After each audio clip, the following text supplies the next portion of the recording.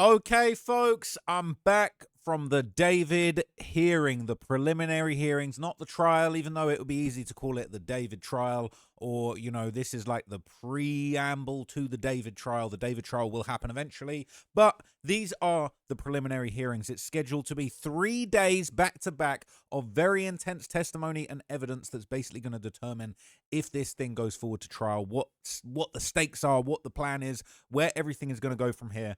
And I'm going to tell you the whole story. I might break this video into parts, or I might just do one long video, depending on how long I go for. I haven't got too long. I need to get an early night to try and get back down there and get back in there. But it was an absolutely insane day. Some of the things I saw today, I'm never going to forget. And I'm never going to be the same. What I saw in that courtroom was just some of the most horrible stuff I've ever seen in my life, to be honest with you. It's actually sad. I feel for a lot of people that were in that courtroom that had to sit through some of that stuff today, because it was shocking. I touched on it on a couple of videos that I filmed outside the courthouse, but now I'm sort of here back in my natural surroundings. It really does sit heavily on me. What we saw in that courtroom was nothing short of despicable, pure evil. We saw images of what was in that bag in the front trunk of that Tesla. We saw everything, and it was horrendous. It was absolutely horrendous. The stuff that we saw, I wouldn't wish on my worst enemy. And the fact that Celeste's parents were in the courtroom for that was just even more shocking, and breaks your heart that they have to go through this. And whoever did this, allegedly, David's the man in the dock, on trial, soon to be on trial, having a hearing for this. You know, whoever did this needs to be put away forever. It's absolutely disgraceful that a child was left in that state. And I'm going to break it all down to you, but that really was the headline of this incident. They showed us black and white, not black and white, but full color images, damn near 4K. But the facts were black and white. Pure evil it would take to do that to any other human being, let alone an innocent child. So I'm going to walk you through everything that happened today, everything that I saw. I might even be able to pull up some things, because I made notes that were so meticulous. I tried my best to document absolutely everything, from key conversations, back and forths, key details of what was going on in the courtroom, and also, just details of things like the stuff they said he bought off Amazon, the chainsaw. I tried to write down the brands, the colors, the names, so I could hopefully show you and reproduce absolutely everything that I saw in that courtroom. Obviously, we're not allowed to record. I wrote a lot of notes in my notebook. I was actually allowed the opportunity to use a laptop for the second half, and I did type out notes a lot quicker in the second half, so my notes are probably a little bit more detailed in the second half. But I'm going to kind of read to you some of my notes. I'm going to elaborate on some of the things that happened and just explain the whole day. It was absolutely just unbelievable in so many ways. So basically, okay, this is where my notes started. So you saw me outside the courthouse, so I won't talk about anything that happened up until I got into the room. Obviously, there was the controversial public lottery for the tickets. I didn't win the public lottery. Shout out to some of the people that did win, Mark the Shark, and some other people there. I don't know if they want to be named, but I didn't win the public lottery, but I did join the standby list, and I was lucky enough to be given the opportunity, as I believe I was the 4th or 5th person on the standby list.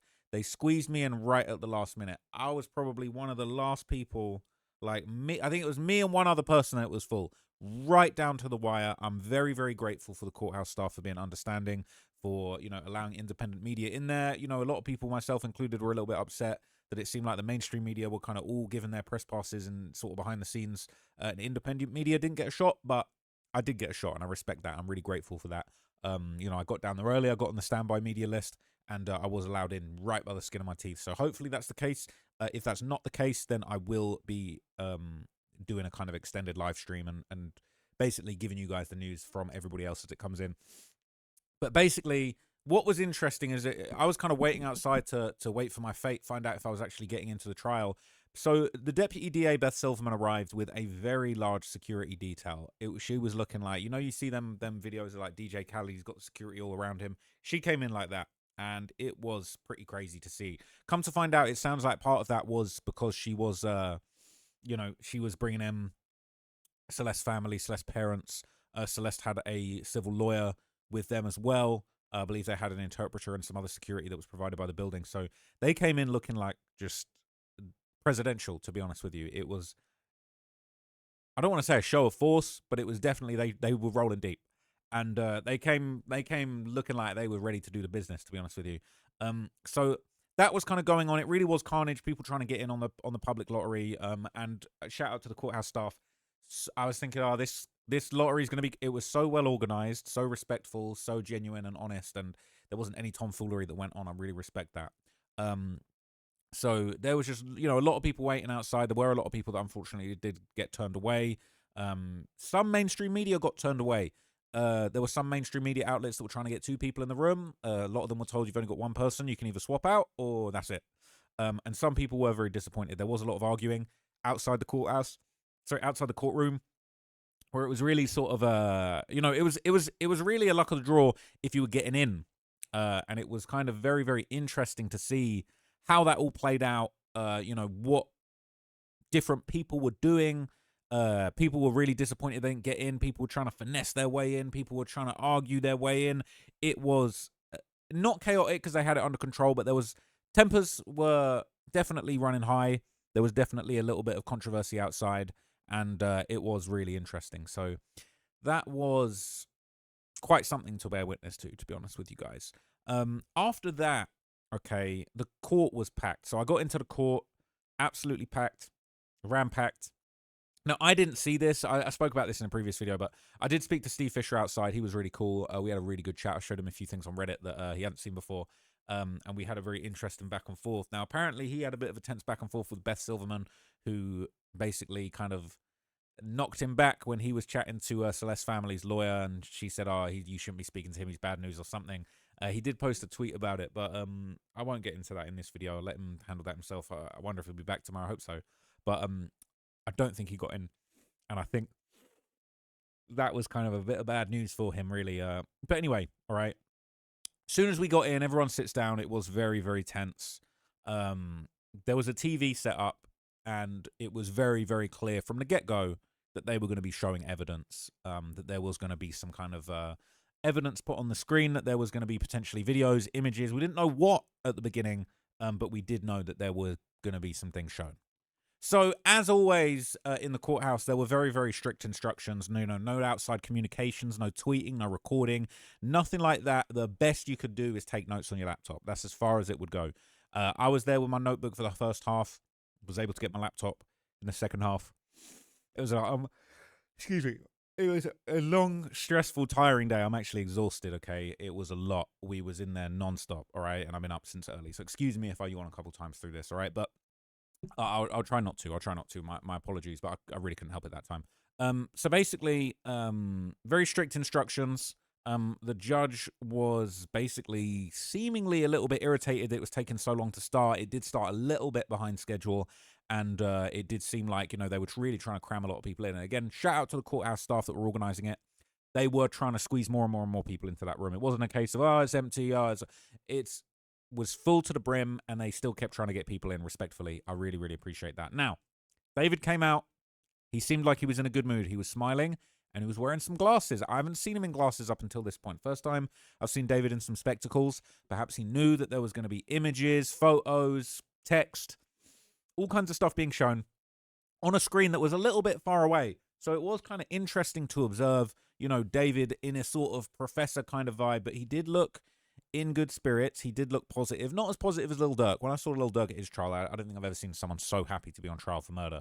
But David was looking in good spirits like he has done the past few times. Now, he was in his orange jumpsuit, and he was in his shackles. But before we got to the full-blown preliminary hearing, the judge basically said, we can have a little mini hearing at the start that basically we can just deal with the shackles. And they had a little mini hearing. It was a shackling motion, they called it, right? They had a shackling motion before they actually got to the preliminaries. And they basically kind of had a little breakdown of the way that the shackles were going. And basically, they kind of went back and forth with him about the shackles. They basically said, look, all right, you're arguing not to have the shackles on. Blair Burke, David's lawyer, essentially said, look, David's been arrested in April 16th. He's appeared in court multiple times, been respectful the whole time.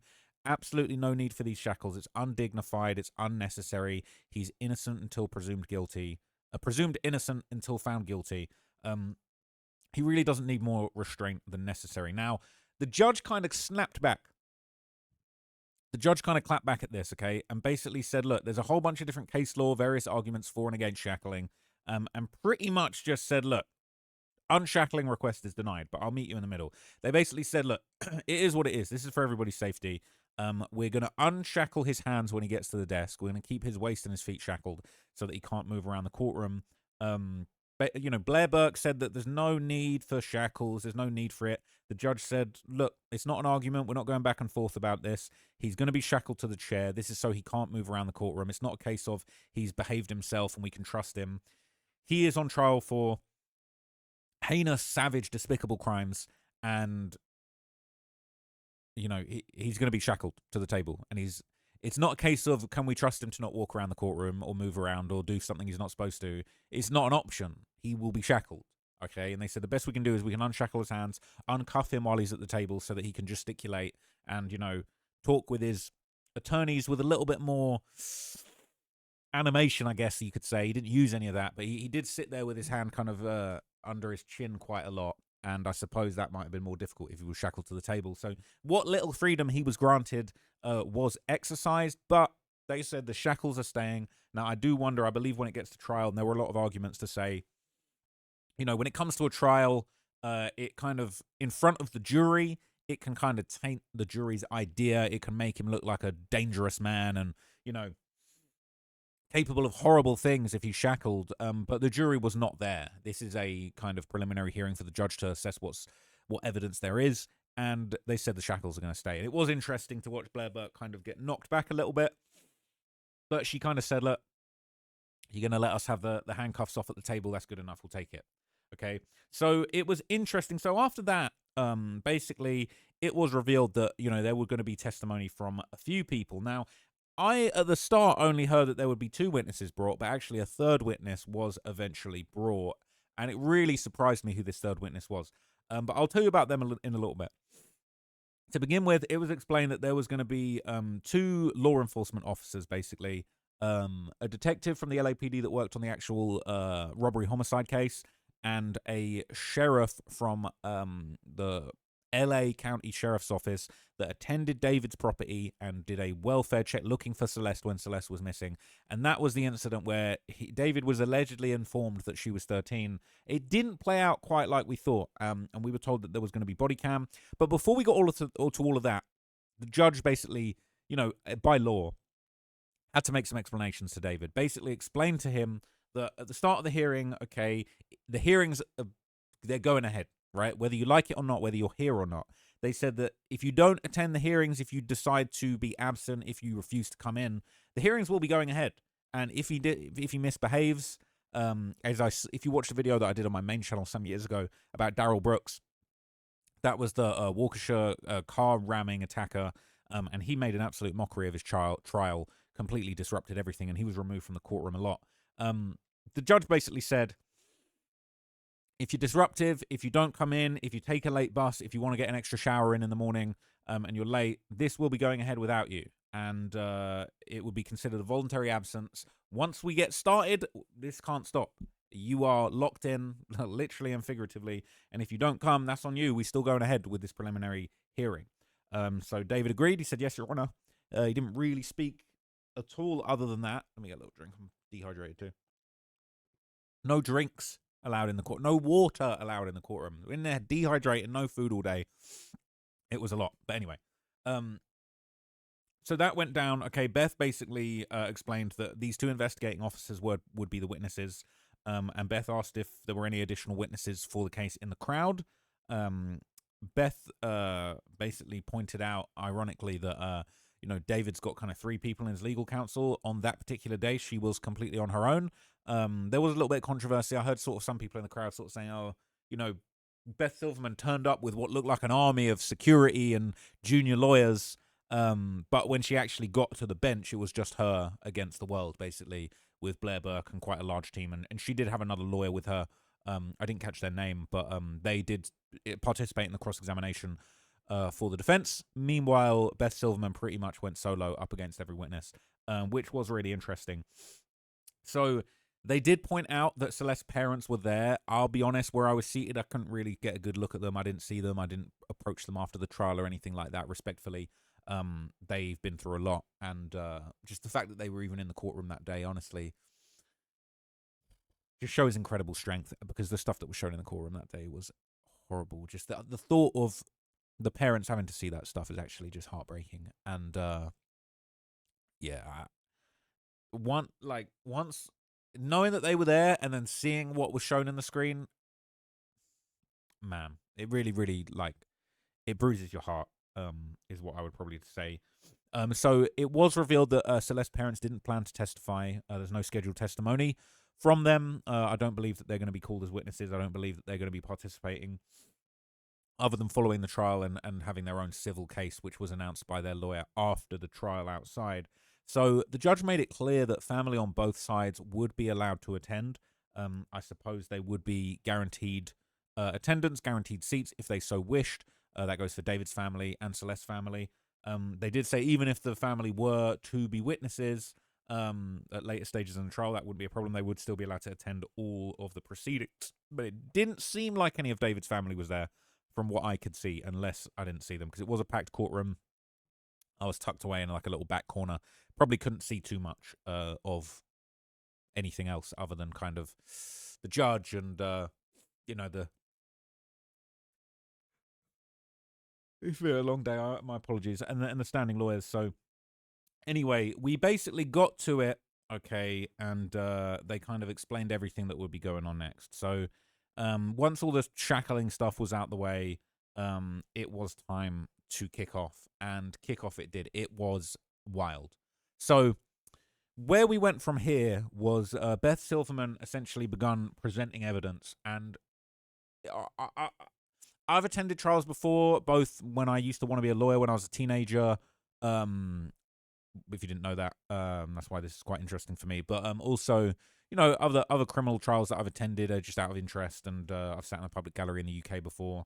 There's other reasons, other trials I've attended for reasons that aren't important. But anyway, basically, Beth would make it clear all of the exhibits that she would be presenting are pre-marked. They had an order. There was a little bit of dispute about the order. It sounded like maybe the courthouse clerk or the media team didn't quite have the correct stuff in order. So some of the exhibits were slightly out of order, but they were labeled and marked, and in the end it seemed like she was able to kind of get the information she needed. So she presented 2 CDs to begin with, 2 of which contained apparently business records related to David's businesses and his enterprise. I would assume financial records, spreadsheets, things like that. Those weren't presented that day, but there were some reference to some of David's business records and business dealings. And then the second CD that was presented was a body cam video that was 10 minutes in length, and we did see that in its entirety, and I'll explain to you what that was in a minute. We watched the entire David body cam from 2024, and that was extremely interesting. So the defense said that they didn't get a full witness list from the prosecution, and there was a little bit of confusion, but things went ahead. So the first witness was the senior deputy. I don't know if I should say names. I wrote the name down, but I think respectfully, just in case any privacy concerns. I had a video taken down yesterday for even for having David's address on it, which was obviously a famous address where the crime took place all over the news, but apparently that wasn't okay, and that qualified as like cyberbullying, cyber harassment. So I won't say the name, but what it was a senior deputy in full LA County Sheriff's uniform. He was sworn in, a deputy sheriff with the LA County Sheriff's Office. He'd worked there for 14 years at the West Hollywood station, specifically for 8 years, and that was where he came into contact with a Mr. David Burke. So on February the 17th, 2024, that's when he responded to a request that was made by the Riverside Sheriff's Office at, I won't say the address, but I wrote the address down. It's the Doheny address, okay? The other smaller of the 2 addresses that David was known to spend time at. Obviously, there was the big house they're both in Hollywood, but there was the kind of big house where, the Tesla was found parked outside, and then there was the smaller house, the Doheny house. They might have both been on Doheny, actually. I don't want to... There's been a dispute because of the other place, I think it was Viero.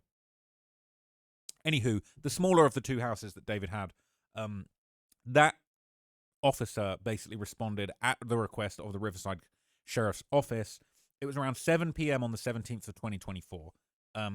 Attended there with another deputy and basically explained exactly what they were doing there. So the purpose of this visit was to essentially check the house and see if a minor named Celeste was there and to speak with the resident of that house as part of an investigation.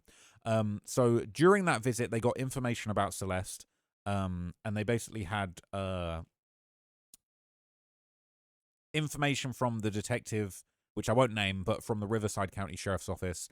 They basically let David know ahead of time.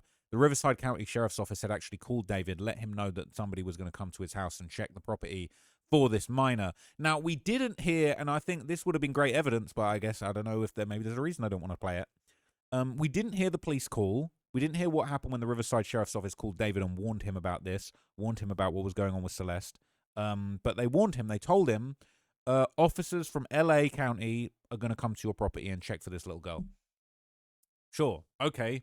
So basically, they referred to this property as the studio house. Apparently, David was well aware that these officers were going to be coming. This was the second smaller house that was being rented for David at that point, and it was described as like a studio house. And I'll explain to you what it looked like because we saw everything in the footage.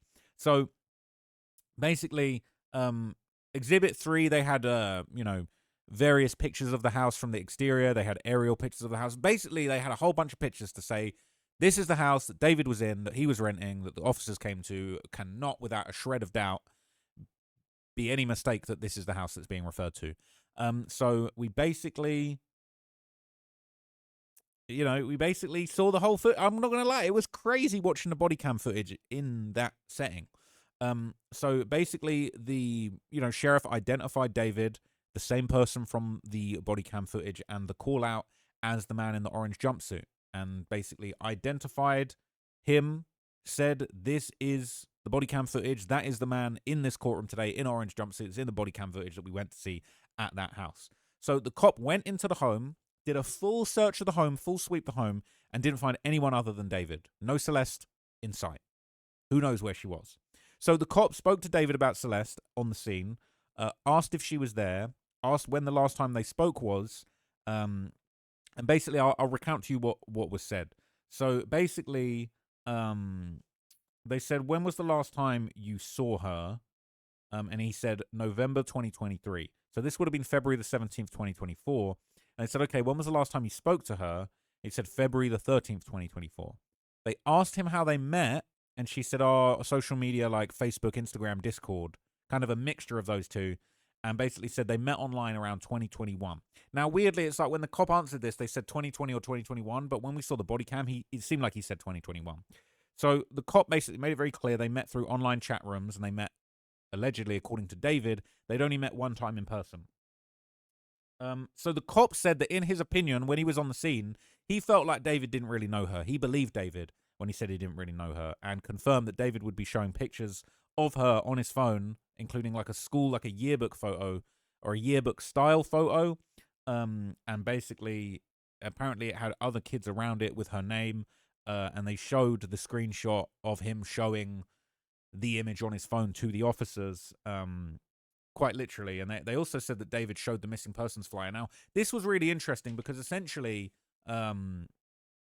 what's really odd about that is that we saw the body cam footage of the police pulling up and talking to him, and it didn't go down the way I expected. I'm not trying to give David bail or give David a positive spin on this, but it sounded, when we heard secondhand the media reports, that this would be brought up in the trial as, they came to the house and they warned David and said, you're messing with a 13-year-old girl. But it didn't play out like that. The way that it played out was, I'll play by play explain to you exactly what happened piece by piece. But at this point, they were describing what's happening in the upcoming body cam before they'd actually shown it.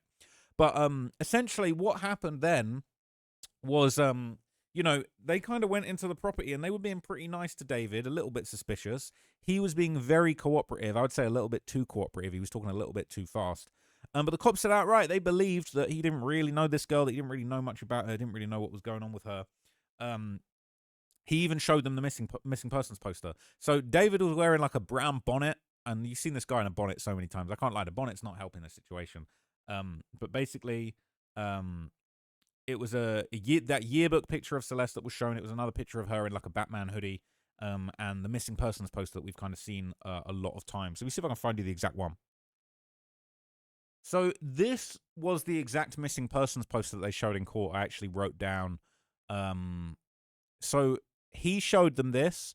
It didn't have this bit at the bottom where it says age 13, height and weight. So I think this was an updated version of the poster that was shared in June.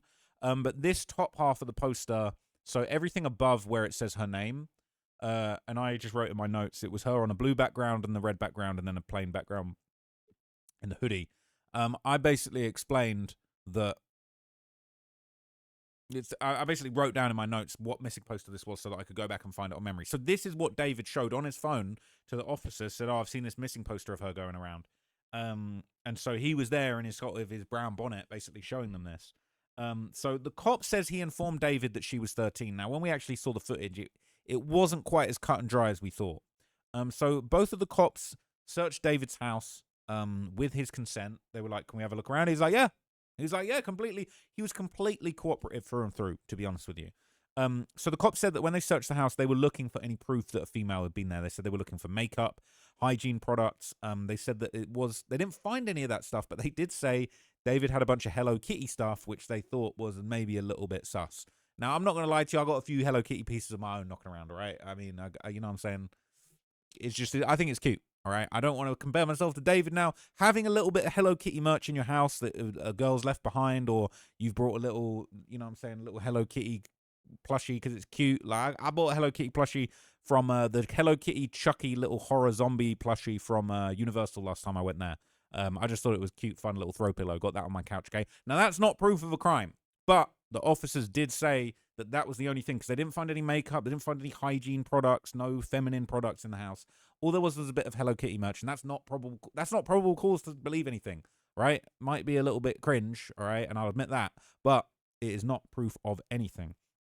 So David explained to them it was an artist home. Lots of people come and go from this building. People come here to record. And the cop actually reached out and spoke with the Riverside sheriffs during the search. So the sheriff's office from Riverside that actually got them to go around there and have this conversation, they were in touch and they did speak in separate kind of conversations to the officer that was there.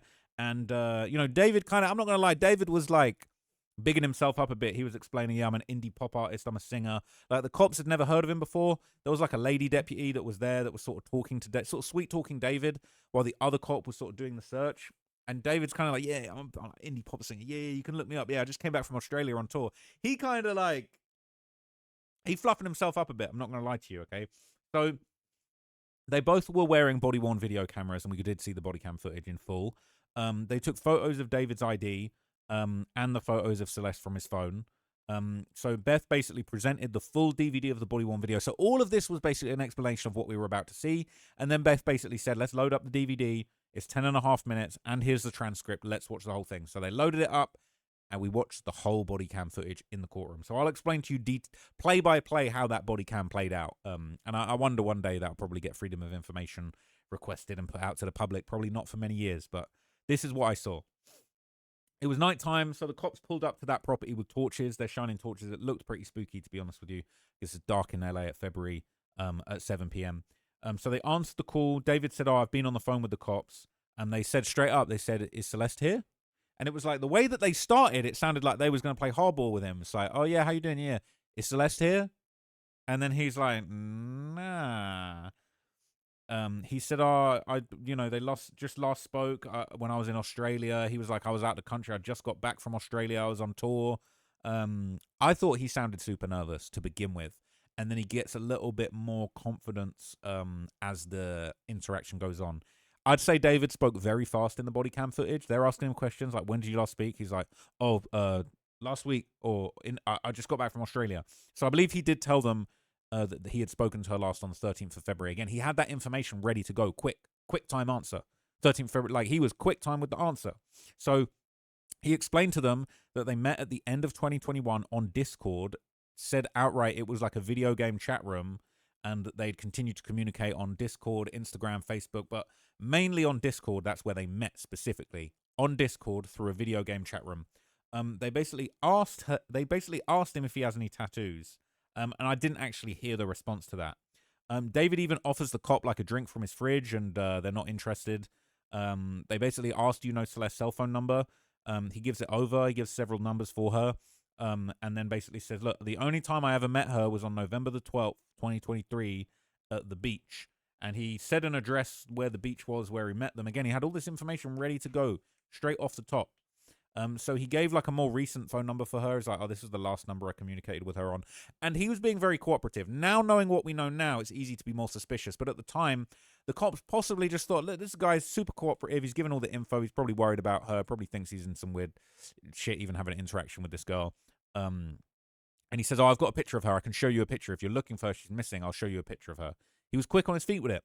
So, notably, throughout the property, there's recording plaques like, you know, million record sold, platinum record, gold record plaques all over the wall. Not necessarily all his. To be honest, it looked like a lot of other artists.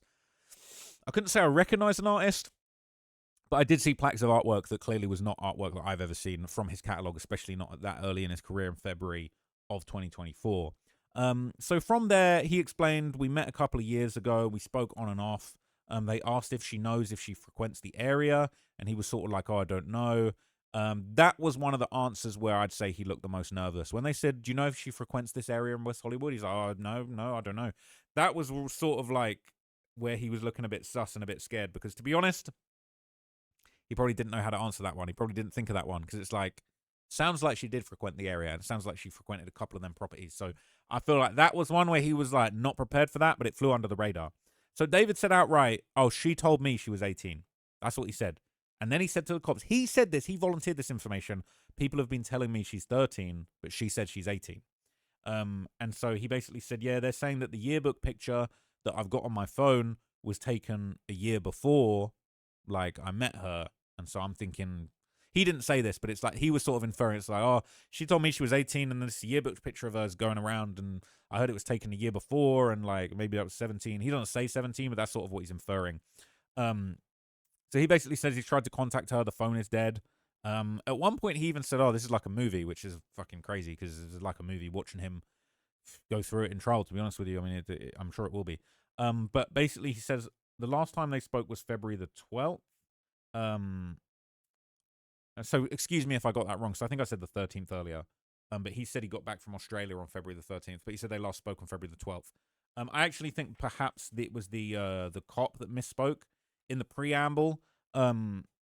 Because I'm reading that from my notes, but I think maybe the cop said that. But regardless, I've written it down here definitively. David said in the body cam footage, they last spoke on February the 12th. She basically says they were in a group chat together. Tells the lady cop his artist name, David, D4VD. He's sort of boasting a little bit. He's like, yeah, I've been touring around the world, just got back from Australia, all of this kind of stuff. And the cops basically say, well, look, she's been officially missing since February the 14th. She says they need to look and see if there's any sign that she's been in the property. David admitted there was alcohol in his fridge, said he had beers in the fridge, and the cops were like, look, we don't care about that. That's not what we're here about. Like, don't worry about it. That's not a big deal. And David's kind of like distracting him a little bit, giving him a little bit of career background, saying he makes all indie pop music. This is like his home studio. It's like an artist house. A bunch of people record there. So that was really interesting, right? So the property had a home studio. It had like a little, if you've ever been to somebody that records music's house, or you ever recorded your own music, you know, like a little desk, mixer, computer, microphone, just your standard home studio setup. It didn't look like a super professional studio with like a sound booth or anything like that. It looked like a decent house that one of the rooms had a studio in it, and people were just living there, trapping music out of it, basically. So they looked around. It was a normal looking bedroom. And if I'm honest with you, when I saw the bedroom, I did think it looked a little bit like the bedroom that we saw David giving the Valentine's gifts to on February the 14th. So I might just pull that up real quick and compare and see if this looks like what I saw in the body cam. Okay, I'm not going to lie to you folks. I'm actually very irritated because I could not find this video for, like, I don't even want to know how long. That must have been at least half an hour just looking for this one video, all right? The poster that put it up was deleted. I only found it when I found it in my own video. This new David update is disturbing. Oopsie. From 8 months ago, all right? So just in case you need this important evidence, all right, basically, this is it, all right? This is where it is. All right, and this was the original Reddit post. But this kind of tells a different story. I'm not going to lie. All right? Let me look at this. Gosh. Oh, my gosh. They actually did this? I can't say for sure. Gosh. Oh my gosh. They actually did. This does look like the room from the body cam footage. I'm not going to lie to you. This does actually look like the bedroom from the body cam footage. Gosh. Oh my gosh. They actually did this. So that was allegedly on Valentine's Day 2024, okay? Days before the body cam footage was recorded and David was interviewed at that house. All right, I've just looked it up. It's the same house. So the same house where we saw, and I've had to move, I've shifted this up so I hopefully don't get in trouble for showing you this location. You can't see the address currently, okay? But that's the same, this is the same bedroom, all right? And this is the same place the body cam footage was recorded. Same pictures on the wall as well, all right? Same spot. Same weather. So he's there giving Valentine's gifts on the 14th. I don't even know if the prosecutors have this, right? But it's like, it's all adding up. So the body cam footage that we've seen is the exact same spot where this Valentine's handover took place. Okay? It's a fact. It is what it is. Anyway, let me get back to what I was doing because that was a mad distraction. Okay, so obviously I got a little bit sidetracked there looking into that Valentine's Day post, but I knew that I'd seen that room somewhere and I was correct. But anyway, David from there basically goes on to say her missing poster is everywhere in Riverside, and basically says they only met one time. He doesn't usually meet online friends, but met her once at the beach. And he says to the cops, you know, I hope you find her. They're like, we're just trying to find her. He's like, I hope you find her. Kind of a little bit creepy the way I says it, if I'm completely honest with you. So that was followed by a cross-examination from the defense. So they played the footage after the deputy DA, Beth Silverman, had kind of had her chance to speak to the officer. And then Blair Burke kind of stepped in. Basically said there was, and this is where it was interesting, because it was kind of like, okay, this looked pretty damning. But then the way that they attacked him and attacked the footage, it made you realize what a... I don't want to say powerful. I don't know for sure if they're going to do a good job or pull this off. But what it did make me think was that David's defense team are very good at finding holes to pick apart little things that just make you kind of just doubt yourself and just doubt what you just heard. They said, okay, there's no point in this interview where you told David outright she was 13, was there? And the cop admitted, I didn't inform David she was 13. And they said, yeah, David said he thought she was 18. And the cop said, yeah, I guess she's 13. And David said, oh, I heard people saying she was 13. I thought she told me she was 18. And the cop's like, yeah, I guess. It wasn't as firm as we thought it was going to be. It wasn't we came here and warned you, you better stop messing with this minor. It wasn't that. That's what we were led to believe before this came to trial, was that it was going to be, they warned him. They came to his crib, they warned him. They told him, you better not be messing with no minors. That's not what we saw, honestly. That's just not what happened.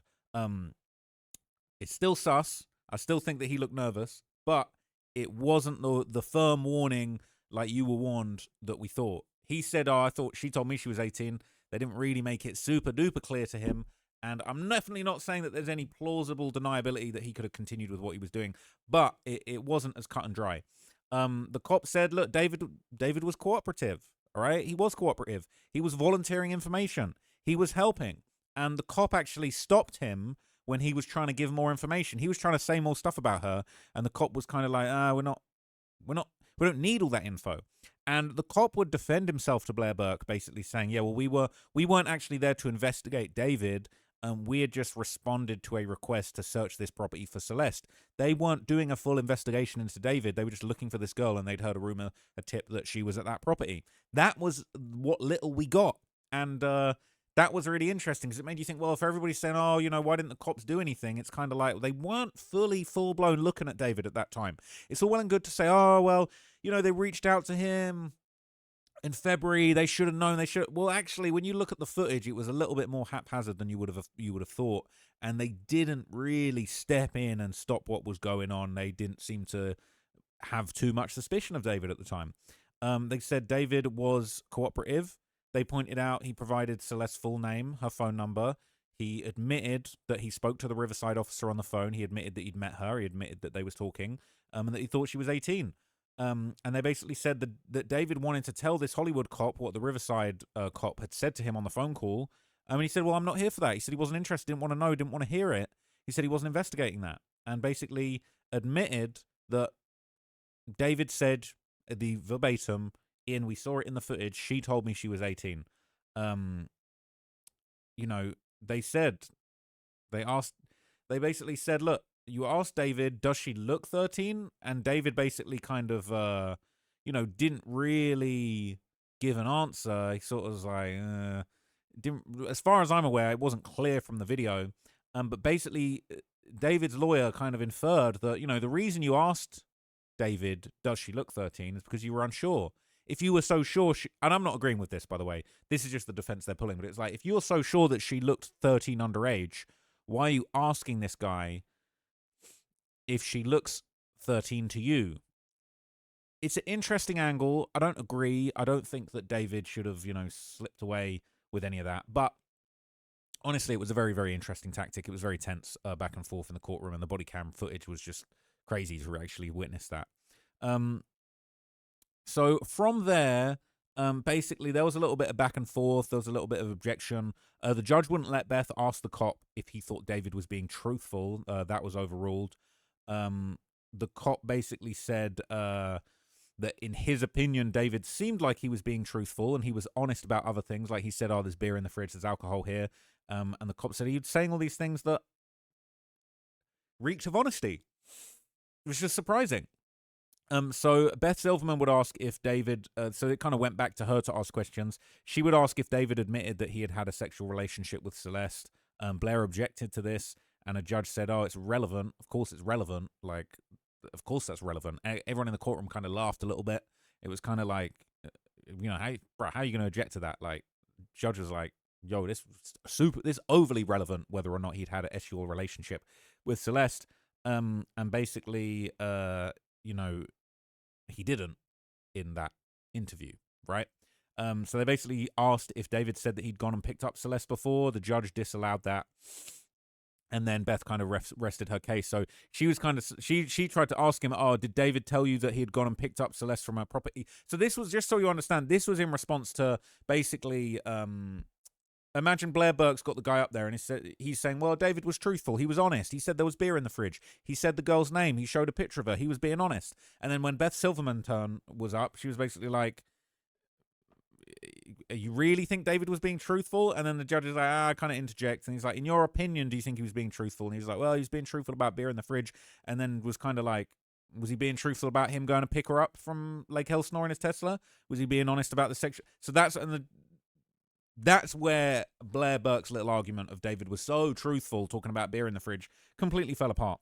So that was followed by the testimony from the other detective. I've been talking for 40 minutes, god damn it, about this. So I'm going to wrap it up here. I'm going to take a little break.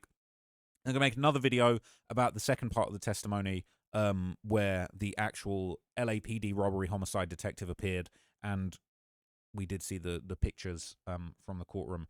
And there is a courthouse artist that was sketching some images, and they've drawn some pretty dark reanimations of some of those pictures that were shown in the courthouse. I don't even know if I can show you those on YouTube, but I'll do a breakdown of that in the next video. I'll kind of describe to you what was there in a sensitive fashion, and I'll do that in a separate video. But I hope you found that breakdown useful. That was kind of the first witness of the hearing, the prelim. And it was very, very interesting, all that body cam footage. So I will tell you guys a little bit more in another video. I'm going to take a little break and rest my voice. I'm tired. I haven't been talking all day, but in between sessions, I've been talking and then I've been recording. It's been a lot. So it was an exhausting day, but I will be back. I'm going to try and get all of this stuff done tonight so that I can start fresh tomorrow. I got like 6 videos I need to make, so I don't even know how that's possible. It's late. We're going to get to it. Thank you for your support. I'll be back with another video shortly. I'll put this one out for you for now, and I'll just go back to back. We're going to just grind it out, okay? Because it is what it is. There's so much going on. I need to give you guys the info. So I will see you guys in the next video. That's it for now. Thank you for watching this one, and stay tuned. 2 more videos coming.